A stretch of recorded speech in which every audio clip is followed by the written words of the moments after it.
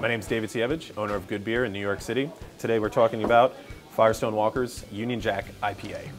I chose the Union Jack from Firestone Walker because I think it is a great representation of an incredibly balanced West Coast IPA. With people getting so crazy on hops, sometimes that can overwhelm the malt profile of a beer. What I love in a good beer is something that's balanced. You can taste the malt, you can taste the hops. This beer has got fantastic malt profile, but uses upwards of 5 or 6 different kinds of hops, both in the boil, and then they double dry hop it.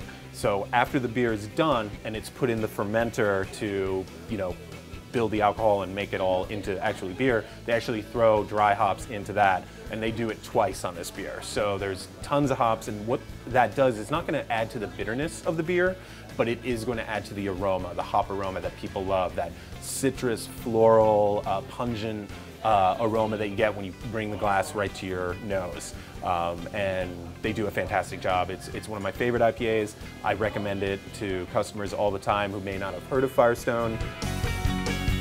Firestone's been catching on quite a bit since they started operations. They've actually been awarded Best Mid-Sized Brewery by several different organizations, World Beer Cup and Great American Beer Fest in different years. I started trying them when they came to market here, and like I said, it was really only the Union Jack that was available, and it blew me away right away. Its balance is outstanding. It's very flavorful. It's an amazing beer, but I really didn't know much about them. I came to find out that Firestone actually is the Firestone family, as in the tires and all that, and Adam Firestone is one of the heirs to the Firestone estate.